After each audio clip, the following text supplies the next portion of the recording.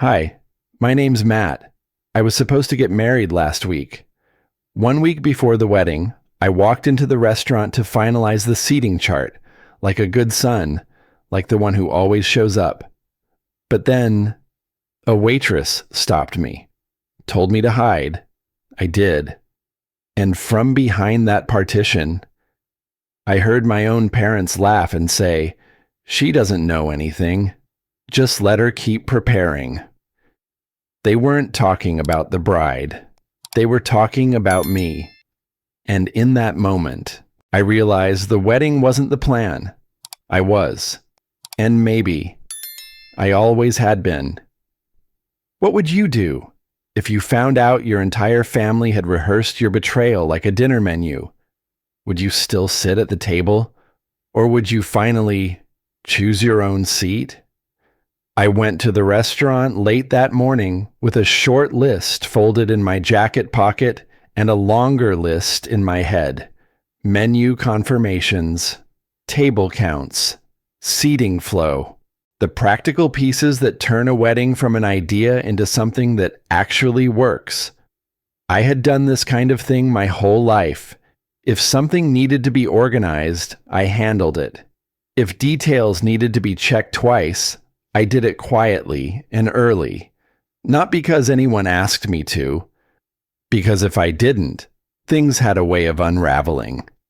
The place was calm at that hour. Sunlight filtered through tall front windows and settled on polished wood tables that would soon be filled with noise and clinking glasses. The owner greeted me by name and waved me toward a corner table where the paperwork was already waiting. What surprised me was how easy everything felt that day. For weeks, my parents had been distant, short calls, polite replies, no real engagement about the wedding. Then, suddenly, they were approving everything. The guest list, the menu, even the rehearsal dinner. My mother had said, "We trust your judgment," in a tone that almost sounded warm. I wanted to believe it meant something. As I sat down, smoothing the papers in front of me, I told myself this was what reconciliation looked like. Quiet, practical, no dramatic apologies, just moving forward. That was always how I framed things. I was the peacemaker, the one who didn't push. The youngest, yes, but also the one who made sure everyone else could relax. I scanned the menu selections first. Everything checked out. Then I turned to the seating chart. At first, I didn't notice anything unusual. Rows of names, tables labeled in neat handwriting, family clustered near the center, friends spreading outward. It looked orderly, thoughtful even. Then my eyes found my own name. It wasn't at my parents' table. It wasn't with immediate family at all. My name sat several tables back, near a group of distant relatives and acquaintances. Not isolated exactly, just placed. I leaned back slightly, studying it again, as if the paper might correct itself. I told myself it was temporary. A draft. Something they hadn't finalized yet. Seating charts change all the time. Still, there was a brief sting. Small, sharp, easy to dismiss if you didn't dwell on it. I didn't ask the owner about it. I didn't call my parents. I folded the chart neatly and moved on to the next item, the way I always did when something felt off but not important enough to name. As I did, I noticed the waitress standing a few steps away. She wasn't hovering, just watching. When our eyes met, she looked away quickly, then back again, as if she'd reconsidered. "You all set here?" she asked. "For now," I said. She nodded, but her expression didn't change. There was something in it I couldn't quite read. Concern, maybe. Or hesitation. She opened her mouth like she might say something else. Then she didn't. When she walked away, the air felt heavier than it had a moment before. I told myself I was overthinking it. People read into things when they're tired or stressed. Seating doesn't matter. Family harmony does. That's what I'd learned growing up. Don't make small discomforts into big conversations. Don't disrupt the flow. I signed off on the remaining details, thanked the owner, and gathered the papers. The seating chart went back on top of the stack, folded cleanly, my name hidden inside. As I stood to leave, I felt a faint sense of imbalance, like stepping off a curb you didn't see coming. Nothing dramatic, just enough to make you adjust your footing. Outside, the day was bright and ordinary. Cars passed. People laughed on the sidewalk. I took a breath and told myself the morning had been productive. I told myself it was just a seating chart. I didn't know yet what it was really preparing me for. I had just pushed the door open when I felt a gentle touch on my arm. Barely pressure at all, more like a suggestion than a stop. I turned, and it was the same waitress from earlier. Her expression had changed. There was something firmer about her eyes now, as if she was weighing whether to say what she needed to say. "Mr. Kessler," she said softly. Her voice was calm, but not casual. "Would you mind stepping aside for just a moment?" It was the way she said my name that caught me. I hadn't introduced myself to her. Not today, maybe not ever. She must have gotten it from the reservation or the paperwork, but still, it felt too personal, too precise. I looked toward the front door. Sunlight was pouring in, and outside the traffic hummed like any other late morning. Inside, the restaurant was as still as it had been 10 minutes earlier. Everything felt normal, until this didn't. I didn't speak right away. She didn't either. "Is something wrong?" I finally asked, keeping my voice low to match hers. "No," she said quickly, then paused. "Not yet." She glanced over her shoulder toward the private dining area, then back at me. "Just, please, over here." She walked a few steps, and I followed without asking more. It wasn't fear that moved me, or even curiosity. It was something subtler. Maybe the sense that I was already too close to something, and backing away would only make the impact worse when it hit. She led me toward a decorative divider, the kind they use to block off parts of the room when the restaurant's half empty. It was made of wood slats and patterned glass, just tall enough to stand behind without being seen. We slipped past it like we were avoiding a draft. She didn't explain. She just gave me a brief, almost apologetic nod and walked away. I was alone now, boxed in on 3 sides, one side open toward the dining room. I could still hear everything: forks clinking, soft music, the muted sound of shoes against tile. Nothing sounded wrong. I almost stepped out, thinking maybe this was a mistake. Then I heard them. Laughter. Familiar. My mother's first, light and unmistakable. Then my father's, deeper, slower, the kind that always came after he said something he thought was clever. For a second, I smiled. They must have come by to review the same details I had. Maybe they were smoothing something over. Maybe this was them showing they cared.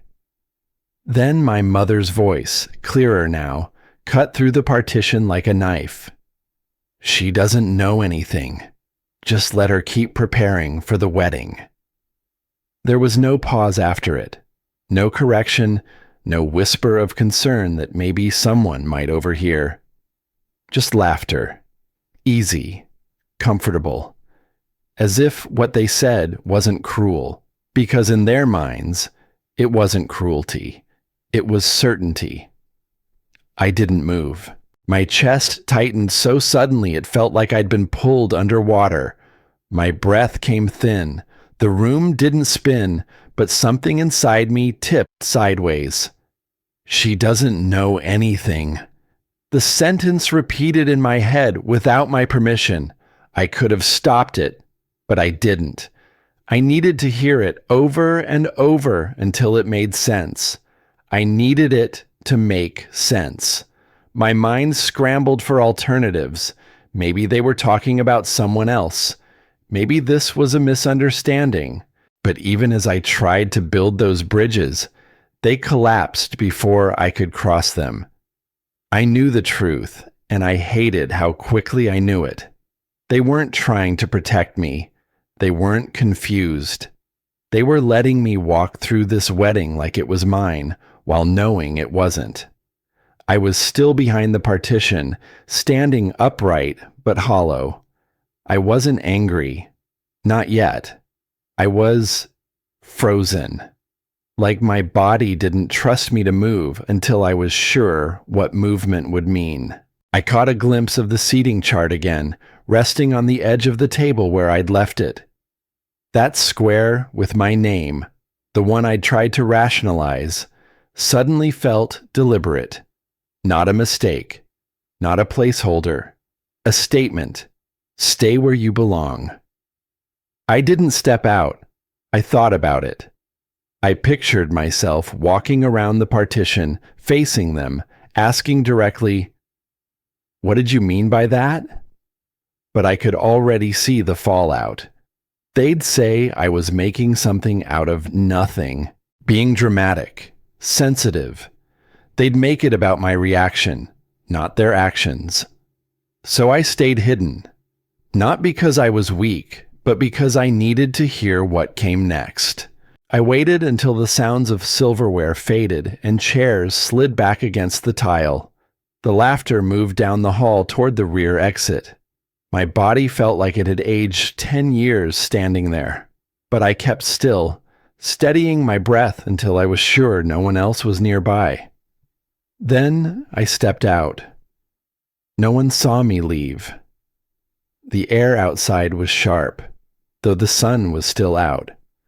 I walked toward my car but didn't unlock it. Just stood there, the keys in my hand, staring through the windshield like I was looking for a reason to drive. She doesn't know anything. Just let her keep preparing the wedding. The line played again, but this time it didn't echo. It settled. At first, I wanted to write it off. A slip of the tongue, something taken out of context. Maybe they meant someone else. Maybe they were planning a surprise and worded it wrong. But I knew better. I've spent most of my adult life giving people the benefit of the doubt, especially my family. I've excused things, small slights, quiet exclusions, because I thought that's what being the reasonable one meant. Standing there, with my hand still clenched around the keys, I started remembering. Like how I was told about the engagement party 2 days before it happened. They said it was last minute. Just a little thing. But the photos afterwards showed otherwise. Floral arrangements, catered food, everyone dressed like it was planned weeks ahead. Or how I was asked to cover deposits early in the planning, but the actual decision-making, the venues, the guest list, even the vows, somehow always happened without me in the room. They said, "We didn't want to burden you." But they never hesitated to ask for help when something needed cleaning up. I looked back toward the restaurant. The windows didn't show much from this angle, just reflections of the sky and the cars parked out front. You wouldn't know anything happened in there. You wouldn't know that inside. Something clicked out of place. And maybe had been out of place for longer than I wanted to admit. This wedding wasn't just a celebration. It was a distraction, a shield, a structure they could use to control the pace, the narrative, the power. Everything lined up when I looked at it from the outside. The sudden approval last week, the convenient silence about seating, the way everyone started responding like they'd rehearsed it. I wasn't planning a wedding. I was hosting a set piece for someone else's convenience. Part of me still tried to argue with that idea. Maybe I was tired. Maybe I was being unfair. People are messy. Families are complicated. But another part of me, The quieter part that had gone ignored too long was finally speaking up. This wasn't paranoia. This was pattern.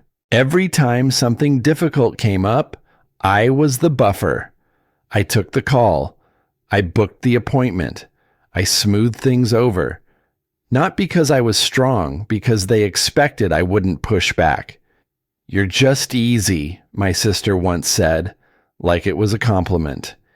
"You don't make everything about you." I never forgot that. She meant it as praise.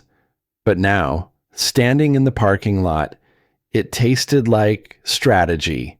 I sat on the edge of the driver's seat, door still open, feet still planted on the pavement. For a second, I was tempted to text my fiancée, ask her if she knew anything, but I didn't. Not yet. What if she was part of it too? The thought made me nauseous, and I hated that I even considered it. She'd been kind, supportive, or had she just been agreeable? I shook the thought off. It was too early for that kind of doubt. Too raw. But I couldn't unsee the shift. This wasn't just about the wedding anymore. It wasn't about love or celebration. It was about the way I'd been positioned my whole life, to make others more comfortable, even at the cost of my own clarity. I remembered a moment from college. My father had co-signed a small loan so I could finish my final semester when a scholarship fell through. I'd always thought of it as generous until now, because he'd reminded me of it every time I made a decision he didn't like. Quietly, subtly, like a leash. "Just be smart, son. You don't want to make things harder than they need to be." I had carried that phrase with me for years, as if it were advice. But now I saw it for what it was. A warning masked as wisdom. Sitting in that car, 1 foot in and 1 foot out, I felt something loosen inside me. Not rage, not even grief, just distance. I didn't feel like their son anymore. Not in that moment. I felt like the guy they trusted to keep the plates spinning. This wasn't about what they were hiding from me. It was about what they expected me to carry. The drive to my parents' house was silent. I didn't turn on the radio. No calls, no podcasts, just the sound of my tires humming over the asphalt and my thoughts replaying every second inside that restaurant. Still, I kept my hands steady on the wheel. I'd agreed to meet them tonight, and not showing up would have raised more questions than I was ready to answer. The sky had softened by the time I pulled into the driveway. Early evening light spilled across the porch, and inside, the warm glow of lamps made the place look peaceful. Familiar. A scene I'd walked into 1,000 times without thinking. But this time, I took a moment before going in. When I opened the door, the smell of dinner still hung in the air. My mother was in the kitchen rinsing dishes, humming something tuneless under her breath. My father sat on the couch with his reading glasses down low, flipping through a magazine like it mattered. "You made it," he said without looking up. "Good timing." It was almost too easy, like nothing had happened. I nodded, taking a seat near the arm of the couch, keeping my posture loose. I didn't want to seem suspicious. Or worse, confrontational. We made small talk, wedding stuff. My dad asked if I double-checked the rehearsal dinner time.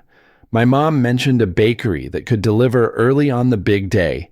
Not one word about the restaurant. Not a flicker of acknowledgement.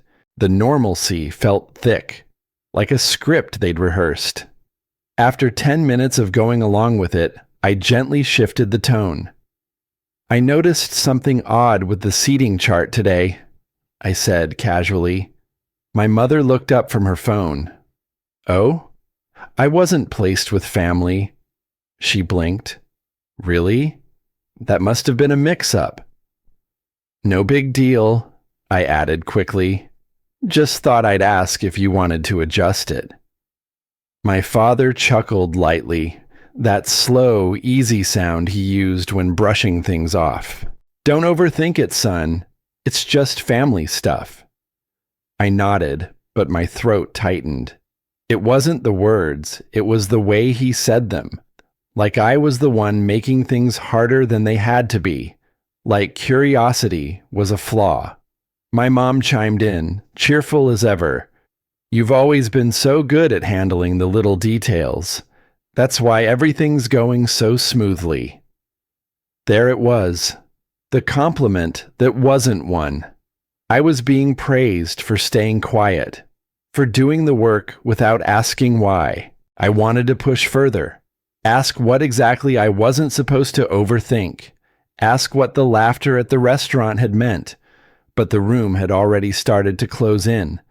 The shift was subtle, but I'd seen it before. A glance between them, a pause too long. That unspoken message, don't turn this into something.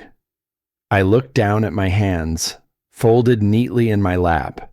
I didn't feel like a son having a conversation with his parents. I felt like a guest being reminded not to touch the furniture. I thought about speaking up again, laying it all out. What I'd heard, what I'd realized. But the moment was already slipping away, replaced by a different danger, being seen as the problem. What's this really about? My dad might ask. And then I'd be explaining feelings to people who'd already decided not to hear them. So I nodded again, smiled once, let it pass. A few minutes later, my phone buzzed on the table beside me. A message from my fiancé. Hey, just checking in. You good? Everything okay at your parents'? That simple line steadied me in a way I didn't expect. I didn't reply yet, but the fact that she reached out without prompting, it reminded me that I wasn't completely alone in this. Not everything was rehearsed. Not everyone had an agenda. I pocketed the phone and stood up slowly. Well, I said, I'll head out. Still have a few things to check before tomorrow. They both nodded, pleasant and unbothered. My mother gave me a quick hug. My father told me not to stress. You've got this, he said with a smile. Driving away, I didn't feel angry. I felt clearer. They weren't lying to me. They were training me. The next couple of days passed with the kind of mechanical flow I'd mastered over the years. No questions, no interruptions. I let everything sit quietly inside while the world kept moving like it hadn't just cracked a little. That afternoon, I sat down at my dining table with a fresh cup of coffee and a stack of folders. It was the usual stuff: vendor confirmations, catering updates, delivery schedules. I'd printed everything, even though most of it was digital. Something about seeing it all on paper made it feel easier to manage. This was my lane. I knew how to cross-check, call follow-ups, align schedules. I'd done it for years, for birthdays, anniversaries, the occasional charity event my mom roped us into. I didn't mind. Details were where I found control. I reached the contract folder for the tent rental company. We'd finalized this weeks ago. I skimmed through until I saw the insurance section. Then I stopped. My full name was typed under the primary financial responsible party field. That wasn't right. I flipped back, looked at the original copy from last month. The placeholder had read client representative to be named. At the time, we'd agreed it would be listed under the family's LLC, my father's umbrella company that usually handled these expenses. I blinked, adjusted the light above me, and reread the paragraph. My name, my address, my signature. It was there, in black and white, clean, crisp, final. I moved on to the catering invoice. Same thing. Florist? Again.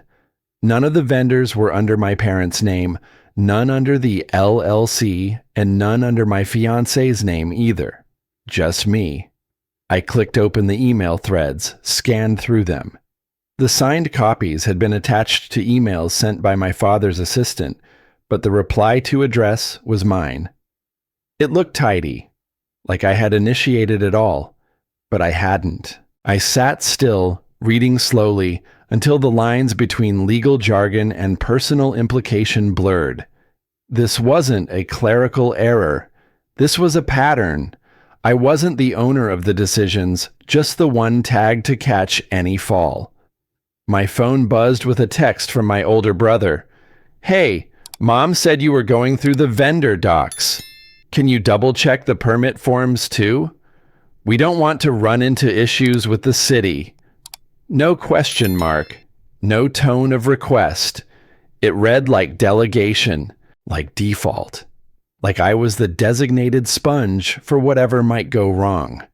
I stared at the screen for a long time before locking it and setting it face down. There was no way this was coincidence. No one forged my name. This wasn't criminal. Just careful. Just engineered. I'd told myself once, years ago, that being the youngest meant you learned by helping. That real trust came through responsibility. That the more you carried, the more they respected you. But respect isn't the same as reliance. And reliance without boundaries, that's something else entirely. A knock came at the door, followed by my mother's voice, too cheery for the hour. I brought the final envelope for the license stuff. You'll handle that part, right? I opened the door slowly. She stood there smiling, holding a thick envelope. Her tone was casual, but the moment held weight. It wasn't a question. It was a baton being passed, without ceremony, without consent. I didn't take the envelope, not right away. My hand stayed at my side, my face neutral. "I'll take a look," I said finally. "Perfect," she said, placing it on the edge of the entry table like it belonged to me already. "I knew we could count on you. You always pull things together." I closed the door gently behind her. The envelope sat there like a dare. I thought back to a conversation I had with my fiancée a few weeks earlier. I'd brushed off her concerns about taking on too much. Told her, "It's just how things work in my family." Told her I didn't mind.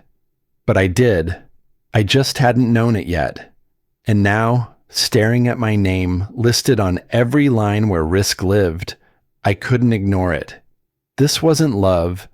This wasn't legacy. This was liability. And I was done pretending that silence kept things safe. That was when I realized silence wasn't keeping the peace anymore. It was signing the damage. I didn't sleep much that night. I kept thinking about the contracts, the names on the lines, the way no one had even hesitated to sign me up for liability, like it was just another party errand. By morning, the feeling had sunk deeper. Not panic, but a sort of steady alertness. Like I'd been given instructions in a language I finally understood. That evening, I went back to my parents' house.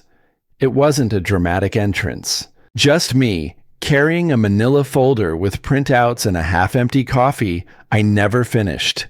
Everyone was already gathered in the kitchen. The light overhead buzzed faintly, and the smell of my mother's chicken pot pie filled the space, warm and nostalgic. It almost tricked me. They looked up as I came in. Smiles, small nods. My older brother, Mark, was scrolling something on his phone. My mom stirred a pot like it was any other Tuesday. My dad adjusted his reading glasses and looked at me over the top rim like he expected a report. "We're finalizing the seating again," my mom said. "You remember where the extra table linens went?" I gave a slight nod and dropped the folder on the kitchen counter beside the casserole dish. No one asked what was in it. "I went through the contracts again," I said evenly. "There's a lot that came back under my name. risk clauses, payment guarantees. I didn't realize I was the sole fallback on some of this. Mark didn't look up. My dad flipped a page in whatever article he was pretending to read. My mom smiled the kind of smile you give a child who's just discovered taxes. "You're the responsible one," she said gently, still stirring. "We trust you." That landed like a compliment, but it wasn't one. "You've always been the one to keep track of things," Mark added, now looking up. "It's what you're good at." That was it, the twist in the blade. What sounded like praise was just expectation with a ribbon on it. And underneath it all, the same silent message. Compliance is how you stay welcome. I kept my voice steady. "I don't mind helping, but I'd like to go over some of these things together. We could divide the responsibility more evenly, just to be safe." The silence after that was louder than I expected. My dad took off his glasses slowly. "Do you not trust us?" The question came out calm, but it held weight. "Of course I trust you," I said. "But that doesn't mean we can't have clarity. It's a big event, a lot of pieces. I just feel better not carrying all of it on my own." Mark scoffed quietly. "You always overanalyze things. It's a family wedding, not a courtroom." That stung more than I wanted to admit. "I'm not trying to fight," I said. "I'm asking for shared responsibility."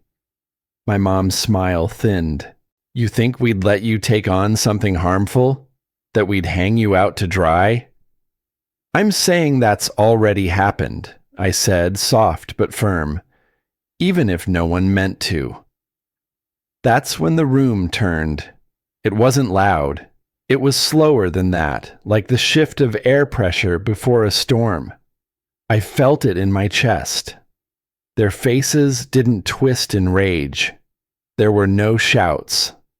But I saw it in the eyes. I had broken an agreement none of us had spoken out loud. Mark leaned against the counter, arms crossed. "You know, it's really not the time for this. If we start second-guessing everything, things fall apart." My father nodded, expression unreadable. "You're making things more complicated than they need to be." And then, the worst of it, my mother, quietly, almost gently, "Why are you trying to ruin this?" That hit harder than any raised voice ever could. I swallowed the urge to defend myself. My jaw clenched so tight it ached. My breath stayed shallow. My hands, still at my sides, twitched slightly, fighting the instinct to raise them, to gesture, to push back harder. I didn't. Instead, I looked down at the folder still sitting beside the casserole. I opened it slowly and pulled out a single document. "I'm not signing anything else unless I've had time to read through it," I said quietly. "And I want someone else's name on at least half of what's left." The room froze. It wasn't just surprise. It was disruption. I had broken rhythm. My dad looked at me, not angry, but calculating. Mark said nothing. My mother's lips pressed together, and she looked back to her pot as though the smell of dinner might fix what I'd just said. Then came the unspoken threat. "We're already cutting it close," Mark muttered. "Any more delays and things get messy." My mom chimed in, voice soft. "It would be a shame if we had to explain changes to the venue at this point. People talk. No one said it outright, but I understood. They were telling me, fall in line or things will unravel. And if they do, it'll be on you." I didn't answer. I didn't need to. I just folded the document, slid it back into the folder, and picked up my coffee. That was the moment I understood. This was no longer about the wedding. I got in my car and sat there with the door still open, keys in my hand, but no urge to start the engine. The sun was setting behind the neighborhood roofs, smearing gold across everything like it was trying to make the world feel warmer than it was. Inside, I wasn't angry, not even hurt. I felt stripped of noise. What was left was just still. I didn't talk about the meeting that night.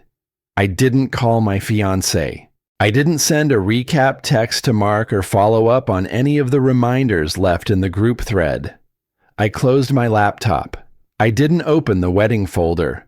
I poured a glass of water and drank it in the dark, standing in the kitchen, like the silence itself was doing the talking. They thought I'd caved. I knew because the next day, things returned to normal. The family chat was full of updates, venue confirmations, a floral change. They hoped I wouldn't mind. Dad sent a photo of the ring box with a thumbs up. Mark texted, "Looks like we're back on track. Thanks." No one asked if I was okay. That was the moment I realized how often silence was mistaken for agreement. This time, though, my silence wasn't for keeping the peace. It wasn't surrender. It was strategy. I went to work. I answered emails. I kept appointments.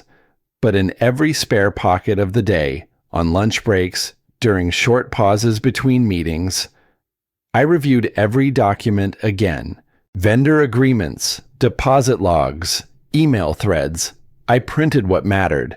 I highlighted names, dates, discrepancies. They had planned all of it. Nothing was sloppy. There were no errors, no slip-ups, nothing that could be dismissed as miscommunication. It was precise, quiet, professional. But all of it leaned on me, my liability, my name. I searched for patterns, not villains. I wasn't trying to prove they hated me. That wasn't what this was. This was a structure, a system that used "he's just reliable" as its foundation. On Wednesday night, I called the catering manager directly. She sounded cheerful. "Oh yes," she said when I asked about the contract details. "We were told to send everything through you. Your dad said you were taking the lead, so we looped you in directly." "You were told that recently?" "Oh, from the beginning," she replied. I believe the exact phrase was, "He'll handle it. It's what he does best." Sounded like you'd done this kind of thing before. I thanked her, hung up, wrote it down. On Thursday, I stopped by the storage unit where we kept family event supplies, linens, decorations, audio equipment. I'd forgotten I even had the access code until I found the sticky note tucked behind my driver's license. No one else had visited the unit in 6 months, but everything had been delivered there under my name. I sat in the front seat afterward with the door cracked open, just like before. The late afternoon was quiet. A neighbor's dog barked once. I didn't move. This was it. No breakdown, no shouting, just the final click of understanding settling into place. They hadn't asked because they hadn't needed to. In their eyes, this was just how things worked. I was the structure beneath the surface, the person who kept things upright so others could walk on top and admire the view. But the silence I gave them now, it wasn't the silence they were used to. I wasn't being passive. I was watching. I wasn't fixing. I was documenting. I didn't tell them what I was doing because I knew they would test me again. And when they did, I wouldn't be surprised. I wouldn't be caught flat-footed or guilted into submission. At home, I kept a small folder, not out in the open, just tucked in the drawer beside the coffee filters. Each night, after the world went quiet, I added to it. A printout, a receipt, a note about a call. I wasn't preparing for confrontation. I was preparing for consequence. It was the first time in my life I'd ever prepared for the fallout instead of trying to prevent it. They'd trained me to make sure nothing ever broke. This time, I was watching where the cracks were forming. I didn't need them to confess. I already knew what they were going to do next. I didn't need to hear the plan. I could already feel its shape forming around me. That morning, the group thread buzzed with what they called a wrap-up session. Nothing heavy, they said, just final details before the big weekend. By late afternoon, I arrived at the family house again. This time, not in the casual kitchen, not in the living room where stories softened everything. No, they'd chosen the dining room, table cleared, chairs pulled, stack of papers placed dead center, as if someone had curated the scene for efficiency. "Let's just sign everything at once," my mother said brightly, almost like she was offering cookies. There was a pitcher of water on the table, glasses already filled, 3 pens aligned in a row. Dad gave me a warm smile. "It'll feel good to get this all buttoned up." "Everything's ready," my brother added. "All that's left is your signature." I nodded slowly, took a seat. I didn't touch the papers yet. The room hummed with a quiet confidence, like they'd already marked this as a success. I could feel their relief in how they leaned back, in the ease of their posture, the way no one was bracing. They thought I'd folded. I flipped the first page. Vendor list. Deposit breakdown. Seating chart addendum. Second page. Insurance liability clause. Emergency fallback authorization. Legal signature blocks. Third page. A consolidation form. A kind of master document that tied all prior responsibilities into one unified agreement. My name, bolded, appeared in the signature line. "We figured it'd be simpler," Dad said, not unkindly. "Instead of chasing down a dozen documents." "Just sign once," Mom echoed. "Nice and clean. We know you're busy," Mark added. "Most of it's what you've already approved anyway." The room fell into quiet anticipation. The kind that pretends to be casual but watches everything. I set the papers down, kept my fingers gently pressed on the top page. I didn't raise my voice, didn't frown. "Before I sign," I said evenly, "can we go over section 4.3, the liability clause?" There was a pause, barely a beat, but enough to notice. Dad cleared his throat. "It's just standard stuff. You know, just in case anything happens." I smiled faintly. "Could someone read it aloud?" Mark shifted in his chair. "We've all seen it. Humor me." Mom picked up the top page. Her voice softened as she read, "In the event of cancellation, loss, or damage arising from mismanagement or third-party failure, the named party assumes full liability, financial, and legal." She trailed off. "The named party," I said, keeping my voice steady, "is me." "Just on paper," Dad replied, a little too quickly. I nodded. "Let's look at the timeline. This version, dated 2 weeks ago, was printed before the previous version was ever emailed to me." Mark leaned forward. "You were in the loop. We assumed—" "I asked the florist yesterday," I said, pulling out a printed email from my folder, "why my billing information was on file. She said, 'Oh, your mom said you'd handle it. You always do.'" The room shifted. I laid out another document. The AV company invoice. Same. The contact listed was me, but I never spoke to them. No one reached for the papers. "Look," Mark said, tone hardening slightly, "you've been involved since the start. This isn't new." "But it's not agreed," I replied. "That's the difference." Dad exhaled through his nose.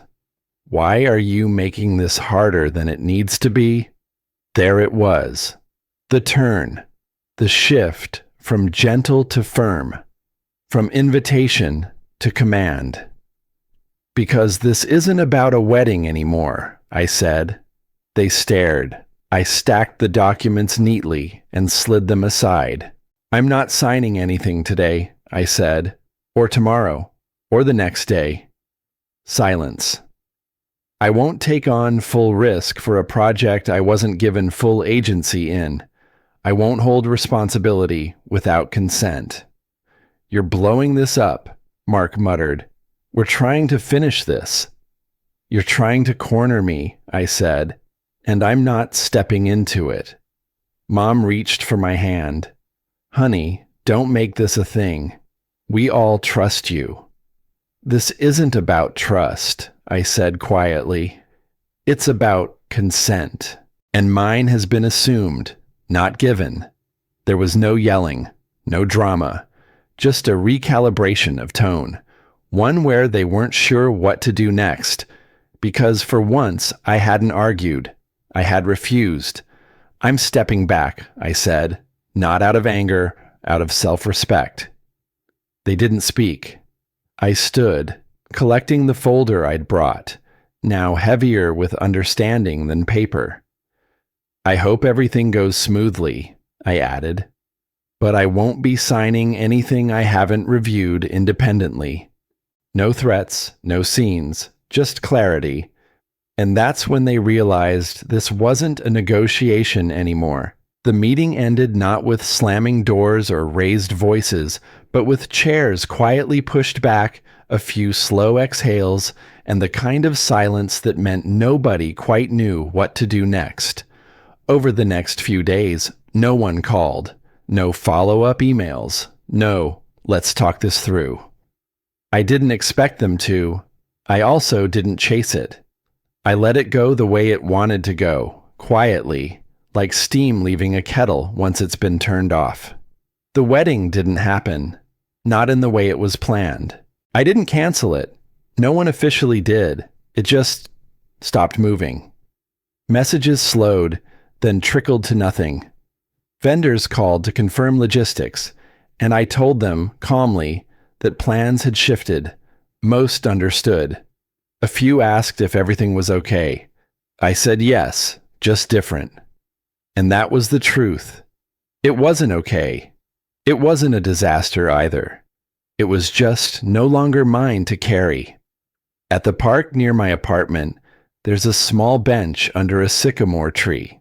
I found myself there on the second morning after it all unraveled. Not on purpose. I'd grabbed a coffee, walked until my feet were tired, and there it was. Empty, shaded, quiet. I sat. For the first time in a long time, I had no clipboard, no checklist in my hand, no one waiting on my answer or approval. My phone buzzed once in my pocket. I didn't check it. There was no ceremony that weekend, but there was a shift. Something inside me, too quiet to name but too real to deny, was different. I wasn't angry. I wasn't grieving either. I was just still. Later that day, someone forwarded me a Facebook post from a cousin. It read, "Family tried, but sometimes things just don't work out. Too much pressure. Sad, really." There was no mention of me, which in its own way said plenty. I scrolled through a few more posts. One showed a picture of the venue, empty chairs still arranged in rows. Another read, "Wishing everyone peace this weekend." No one blamed me. No one defended me. I'd become a gap in the story, a line left unspoken, a necessary absence. But I wasn't surprised. That's how these things usually go. What I did feel, sitting on that bench, was weight leaving parts of me I didn't realize had been carrying anything. Approval? Gone. The kind of approval that came with terms and timelines and transactions. My role? Unassigned. Harmony? No longer propped up on silence. But what I had now, what I hadn't expected, was ownership. Not of a wedding, of myself. I thought about that seating chart again, the one from the very beginning, where my name had been penciled in between relatives I barely spoke to, placed as a buffer, a filler, a fixer. I remember staring at that chart and thinking, where do I even belong here? That question no longer felt heavy. It didn't echo the way it used to. I was in a cafe a few days later when it hit me fully. I was sitting by the window, watching people pass by in pairs and groups, and for the first time in weeks, I felt no urgency to respond, adjust, or explain. My coffee cooled. I let it. My phone buzzed. I silenced it. There was peace in that. At home, I kept things simple. I didn't make any declarations. No grand announcements about who I was cutting off or what I'd learned. That wasn't the point. I just started doing things differently. Family texts came in. Less frequent, more formal. I replied when I had the energy. Polite, clear, no extra. I didn't owe them silence. I just didn't owe them performance either. Boundaries didn't need banners. They just needed consistency. I looked around my apartment, small, cluttered in spots, but mine. No more color-coded folders spread across the dining table. No more drafts of speeches or approval forms taped to the fridge. Just my coffee, my keys, a quiet evening, and my name no longer stamped across obligations I never chose. I thought about the phrase that stuck with me since childhood. Family doesn't explain everything. They were right and wrong. Family doesn't explain everything, but sometimes it explains why you stayed too long, or why you left too late, why your silence was mistaken for trust, and why breaking the pattern felt like betrayal, even when it was survival. I didn't share these thoughts with anyone. I wasn't interested in being understood anymore. I was interested in being free. That meant no more roles I didn't agree to. No more weight I hadn't counted. No more being placed. It meant this. For the first time in my life, I wasn't waiting to be placed. I had already taken my seat.